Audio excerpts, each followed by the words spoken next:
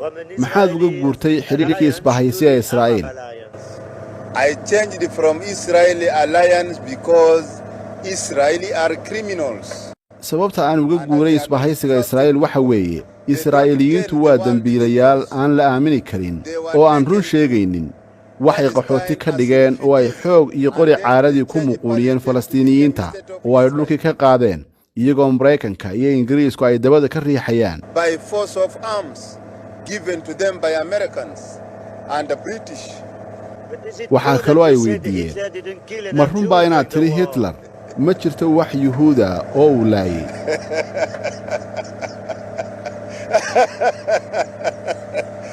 Why do you ask me about Hitler? maxaad ii weydiinaysaa Hitler? dhibaatada Hitler waa sheeko hore oo tagtay. intaad dib inoogu celinayso wax hore oo dhacay mustaqbalka jiilasha soo socda iyo qorshayaasha aynu hore ugu soconno ma doonayno inaan dib ugu noqonno sheeko hore. The war of Hitler, it was a different war than the war today.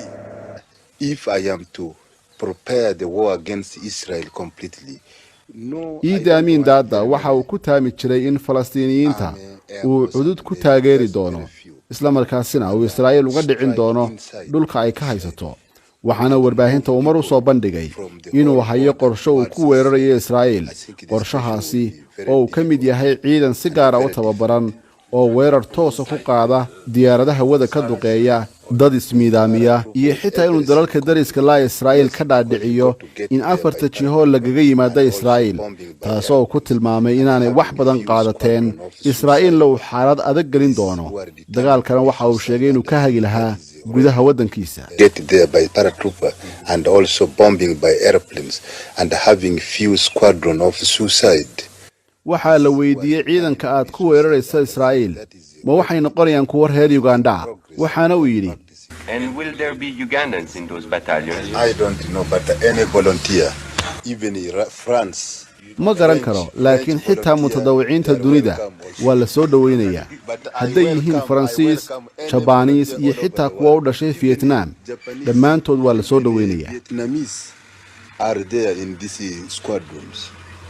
Dr. Idi Amin Dada markii uu fagaarayaasha caalamka ka hadlayo waxa uu u doodi jiray carabta iyo dadka madow.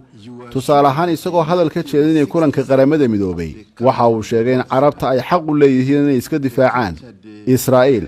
You are sure that in 1967 they captured the whole Sinai. maadaama Israa'iil ay weerar ku qabsatay dhulkooda 1967 dagaalkaasi oo ay ku qabsatay Sinai qaybo badan oo ka mid ah Urdun iyo buuraha Golan Heights ee Suuriya. Most of the part of the Golan Heights, the resolution was passed here that peacefully Israel must obey that order to withdraw from all Arab territory. qaraar ayaad halkan ka soo saarteen iyadoo ay u dhan yihiin dalalka qaramada midoobay oo Israa'iil loogu baaqayo inay si nabdoon uga soo baxdo dhulka carabta ay ka qabsatay. They refused. way diiday Israa'iil. What can the Arab do now? carabtu maxay sameynayaan markaa? waxaa intaas dheer mar kasta duqayn ayay ku haysaa iyadoo aanay carabtu rabin dagaal iyo burbur. haddana waa lagama maarmaan inay isdifaacaan. nabad ayaan ka rabnaa bariga dhexe, balse ka soo qaad dhammaantiinba haddii uu qof kula dhaco ul adag xaq baad u leedahay inaad iska qabato. carabtuna sidoo kale waa inay iska dhiciyaan oo ay dhulkooda la soo noqdaan dagaal iyo nabad kolbaka ay ku heli karaan. sababtoo ah qori caaradii ayaa lagaga qaaday ayaa uu yidhi Idi Amin Dada oo carabta u doodaya. Therefore the Arab are to defend and also they are to gain their territory by all means. sidoo kale General Idi Amin waxa uu sheegay in dadka madowga ah uu u dagaalamayo meel kastoo ay joogaan, gaar ahaan bulshada madowga ah ee ku dhaqan wadanka Mareykanka, inay xaq u leeyihiin inay Mareykanka si xor ah ugu noolaadaan oo ay xitaa madaxweyne iyo wasiirba ka noqdaan. waana u dagaalamaya ayaa uu yidhi Idi Amin Dada. Which I am still fighting for them. The black people in Africa, in America, must be the president of the United States of America, must be the secretary of state like Kissinger. mar kale oo uu la hadlayay duuliyaasha ciidanka cirka ee wadankaasi Uganda waxa uu ku dhiirigeliyay inay si fiican oo hufan u fuliyaan hawlgallada cirka ee diyaaradaha, isagoo sheegay in waajibka ka saaran uu yahay inay gumaystaha ka kiciyaan qaaradda Afrika oo ay u diyaar garoobaan inay ka dagaalamaan wadamo kale oo qaaradda ka tirsan iyagoo ka mid ah xulafada Afrika ee gumaysla dirirka. As a pilot, you must know your own techniques within the aircraft. You must be ready to go and fight in any part of Africa which is still under imperialist domination. waxaa kaloo askarta ku dhiirigeliyay inaanay habboonayn in duuliyuhu ku xisaabtamo goormaad ku laabanaysaa saldhigga aad ka soo duushay, balse muhiimaddu ay tahay inuu ku fakero dagaalka. haddii ilaahay xaggiisa ay ka ahaatana waad ku noqon doontaa saldhiggii, ayaa uu yidhi Generaal Idi Amin Dada oo dhiirigelinaya ciidanka cirka. And also as a pilot, when you are going to fight, you must not think that you are going back to the base, but you must fly to complete your mission. But if God bless you, you go back to the base. Field Marshal Idi Amin Dada intii xukunka uu hayay waxa uu cunto iyo dhaqaale waddankiisa uga ururiyay boqortooyada waddanka Ingiriiska oo xilligaasi ay soo wajahday dhaqaale xumo.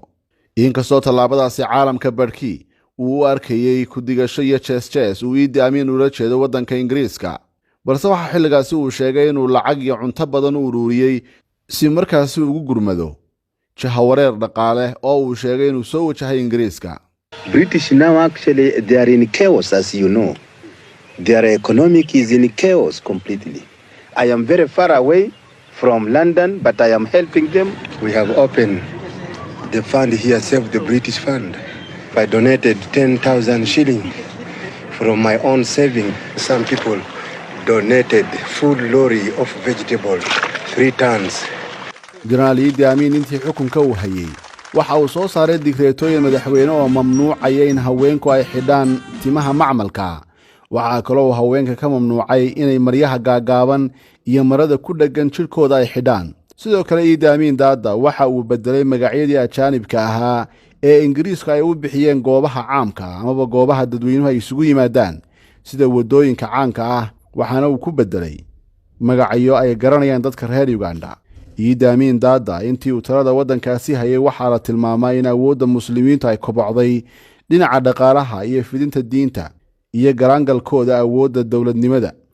balse dhibaato xoogan ayaa ku dhacday markii Idi Amin xukunka laga tuuray, waxaana dhacday in tacadiye loo geystay qowmiyadaha tirada yar ee muslimiinta ee uu ka dhashay Idi Amin, kuwaas oo looga argoostay tacadiyadii baahsanaa ee uu geystay Idi Amin 8 sannadood ee uu xukumayay waddanka Uganda. midowga Sofiyeetku waxa uu ahaa xulafada ugu weyn ee uu lahaa kalitaliskii Idi Amin Dada. sidoo kale Jarmalka bari ayaa hubka iyo arrimaha la halmaala waxa uu ku taageeri jiray xukunkiisa. Mareykanka ayaa aad uga soo horjeeday xukunka Idi Amin Dada, waxaana laga dheehan karaa warqadu qaramada midoobay u diray danjirihii Mareykanka ee Uganda Thomas Patrick Melody oo uu qaramada midoobay ugu baaqayo inay hoos u dhigto joogitaankeeda Uganda, isagoo ku eedeeyay rajiimka Idi Amin inuu yahay mid axmaq ah oo cunsuriyad iyo cudud military wax ku muquuninaya.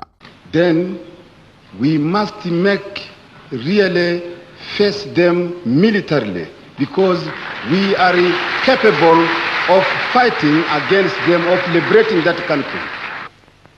bishii Juun 1976 waxa uu dalkiisa u ogolaaday fallaaga Falastiiniyiin iyo Jarmal isugu jira oo soo afduubay diyaarad rakaab oo Faransiisku leeyahay inay markaasi ka soo degaan garoonka Entebbe.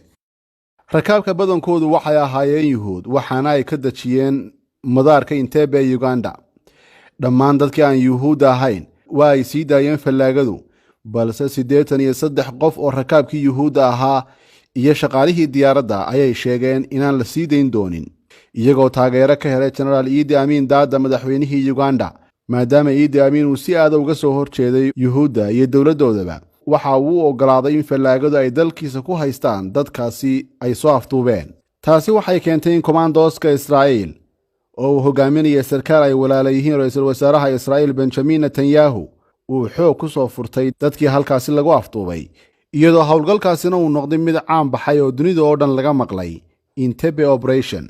waxaana howlgalkaasi ku dhintay 45 askari oo Ugandisa. fallaagadii afduubka geysatay 2 ka mid ah rakaabkii afduubnaa iyo sarkaalkii hogaaminaya ciidanka Israa'iil.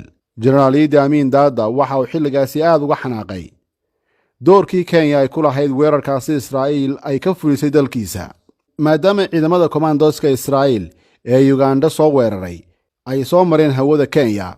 isagoo taasi ka argudanayna waxaa la sheegay in Idi Amin uu amray in la dilo boqolaal shacabka Kenya ah ee ku noolaa gudaha Uganda.